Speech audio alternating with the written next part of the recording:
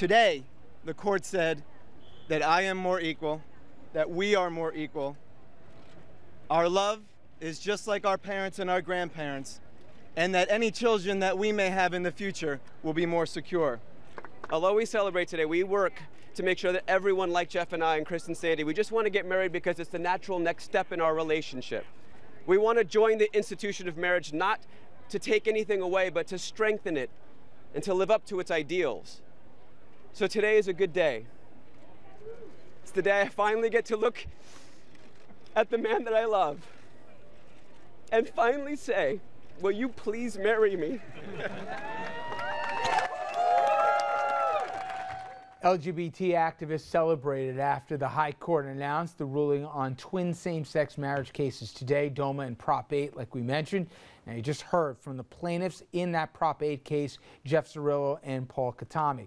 Now, many regarded the day as a watershed moment, perhaps culmination of decades of shifting opinions, shifting polls, all when it came to the acceptance in America of not just homosexuality, of whether or not equal rights would be afforded to that population. Now take a look at this poll. Support for same-sex marriage.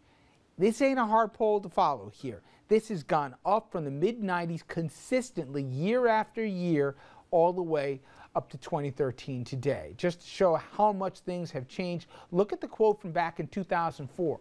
Karl Rove said that opposition to gay marriage was one of the most powerful forces in American politics, and the politicians, they ignored it at their peril. But today it appears as if everything's turned on its ear 180 degrees. The question is why, how, and many other questions about the rapidity of this change. And for more, we're very pleased to be joined by New York State Assemblyman Daniel O'Donnell. O'Donnell, the first openly gay man elected to the New York State Assembly. Danny, I appreciate a few minutes. Thank you very much. I'm happy to be here. Well, I imagine at 10 o'clock this morning, as they started giving piecemeal the decision from the High Court, it must have been one of the better moments you've had in a long time. First of all, where were you, and walk us through the range of emotions that came over you? Well, actually, my husband and I were in bed watching the computer together. And so we turned on the SCOTUS blog and watched it unveil. The previous days, I had done that alone, but knowing it was coming today, he wanted to be there. And when we read that there was a 5-4 decision in our favor, he gave me a kiss and told me he was proud of me. So it was a pretty good moment for me. You know, we heard from a guest about the real practical consequences of today, where literally my wife and I, God forbid, there was, a loss of life here, we wouldn't have tax obligations that you and your husband would, and so many other real life consequences. But beyond the legalities of it, talk about from a personal standpoint, what does the Supreme Court basically validating not just your marriage here, but with a very clear voice saying where we are in this country in 2013 as it relates to equality, not with some narrow rationale, but with a broad rationale, saying this was an equal rights message. What did that mean for you? What it meant for me was the Supreme Court said that finally today I am a full American, and I am part of the fabric of American society, and I deserve to be treated the same as all other Americans. For the rest of my 52 years, I have been treated as a second-class citizen, somebody who would not have the same benefits that others have because of who they love. And so John and I have been together for 33 years. We were 31 years when we got married. As I told the president when I met him last year, no straight person got harmed in my wedding. So in the end, the Supreme Court affirmed the fact that I, as a gay American, am welcome as part of the fabric of American society, and it feels pretty good. Are even you amazed the velocity of how fast this issue has changed? I mean, you referenced the president. He didn't come out in support of gay marriage. When he ran for office back in 2008, and he was even, some would say, even pushed into the issue by the vice president. Yet, in recent days, Danny, we've seen the court go backwards on voting rights. We've seen situations playing out in Texas and other parts of the country where the issue of choice is going backwards. But for some reason, and this is a good thing, but for some reason gay marriage is moving forward, not just in the bluest of states, but in so many parts of this country and now with the High Court. Can you explain why? Well, I didn't know it at the time, but I believe that when New York passed gay marriage, that it was the tipping point in this debate. The truth is that no one is harmed because I get a license from my state. No one is harmed. And even though it was a joke when I told the president that not a single straight person was harmed during my wedding, it's the truth. Nothing happens to anyone else. In the end, all it means is I get a piece of paper that everyone else had. As I pointed out during the debates in the assembly, some of my colleagues have had it 3 and 4 times. So we get a piece of paper that gives us certain rights and obligations. Nothing bad happens to anyone. And as that argument has gone on, it has required people to look into their hearts and reflect upon what harm is done. And there is no harm. So the society has changed. The images coming out of Hollywood and on TV have changed.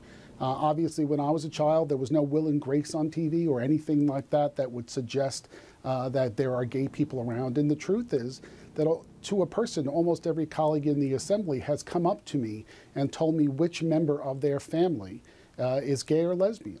So we are in everyone's family. We are part of America. And finally today, the Supreme Court said and acknowledged that we are. Assemblyman, I appreciate it. And again here, congratulations. Thank you very much. All right, let's bring in our panel on this. Dorian Davis, journalism professor at Marymount Manhattan College and contributor for WNYC. We've got Dominic Carter, political journalist and author. O'Brien Murray, Republican strategist. And Andrew Whitman, our senior political correspondent. Dorian, 10 o'clock this morning, when the decision came down, A, were you surprised? And B, personally, what did it mean? Not surprised at all. I was completely expecting it. That's the way public opinion has been going. That's the way the Hollywood media, as O'Donnell mentioned, had been going. For me personally, it doesn't mean anything in the immediate sense. I'm not about to go get married tomorrow. But it's a very joyful feeling for people who are at that stage in their lives. It's a joyful feeling for where we are as a society and where we're going. You surprised? So much has changed. We used the quote there from Karl Rove. He wasn't the only Politico head counter who was saying you lose more than you win if you get behind gay marriage. You saw Bill Clinton with Don't Ask, Don't Tell. You even saw President Obama when he was elected in 2008 not willing to go there.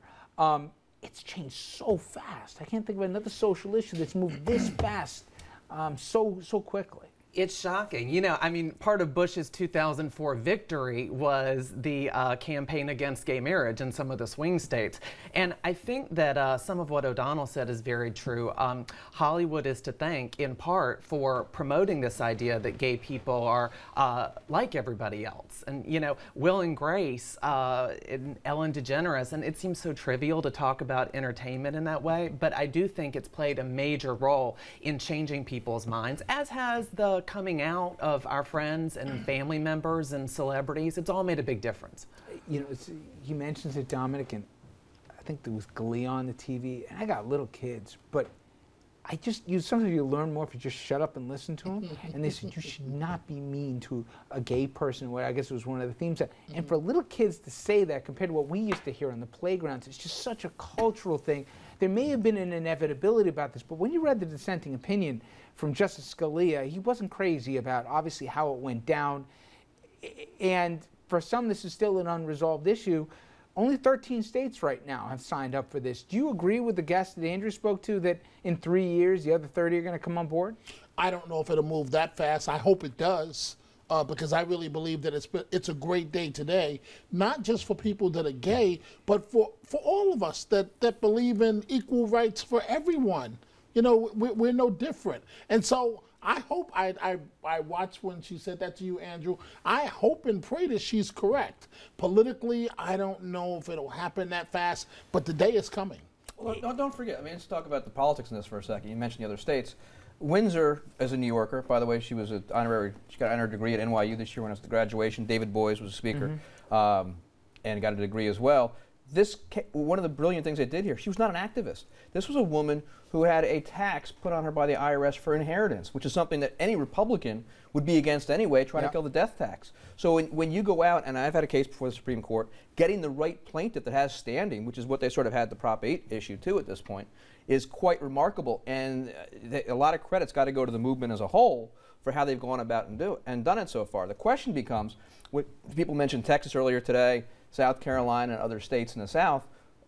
I'm not sure how receptive they're going to be to it in the short term. But you know, when you look at a poll, you were asking this question before, give me the demos. Every demo in every part of the country, even by every political party, you talk to anybody under the age of 25, and they're like, this is the stupidest thing I've ever heard of. I don't disagree with that, but when you look at the polls now and you say nationwide, say 52, 53%, low 50s, wherever you are in favor of gay marriage. When you break that down then regionally and by state, New York is a larger state, Okay, so therefore isn't there an inevitability to this issue? There is the potential inevitability. I'm not going to say it's going to happen the next few years like I've been saying necessarily, but what's going to happen is the reality of, as somebody said today, if somebody gets married in New York and is recognized by the state and the federal government and they go retire in Florida, what is Florida going to do? And there's going to be somebody, just like Windsor, who is not an activist, who is going to have issues with their state and say, how do we handle this? And you know, I'm not sure when Karl Rove said that, what it was attributable to and where he was going with it. And when he used it in the campaign, he used it because when you put it on the ballot, it was actually moving voters and bringing out people, I'm not motivating, so sure anymore, bringing voters. And he said that just after the 2004 elections, trying to explain why they put it on so many different ballots as they did. Look, I think O'Brien's right on a state-by-state basis. You look at Texas, a state that, you know, immediately moved on voting rights and is going to move again on abortion after the contentious stuff that went there last night. Look at the demographics, Andrew, even at Texas. No, I know. Well, don't forget the Texas law, the sodomy law, is what started all this too, when they overturned that and ruled that unconstitutional. But it still doesn't play internally for the demographics for some of these states, at least not for a while yet. I think what's more likely, I mean, you may see some federal push from Congress, but that's probably not going to go anywhere. The Prop 8, once you get an objection to it or a similar law that does have standing, I don't know if the Supreme Court doesn't overturn it and make it legal in all 50 states. Jordan, to me, you mentioned the Hollywood aspect, which I don't think can be overstated, the impact of it. But the other thing is, don't ask, don't tell doesn't go away. People serve openly in the military. I haven't heard a story about a problem since. You have right now, a gay basketball player comes out, nobody, maybe one idiot says something, and immediately he's condemned by everybody else, including the biggest stars in the league. Yesterday, around here, a high school basketball coach in an inner city team says it, and everybody in the team's just like, okay, when do we go back to practice?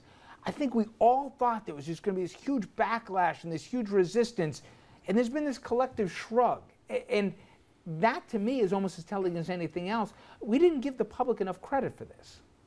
Yeah, you know, what's interesting is when I was growing up in the 80s and 90s, gay people were kind of like lonely islands. I mean, there were just as many, I guess, but not as many who were out to the people who knew them. And so most Americans didn't really, I think, know a gay person.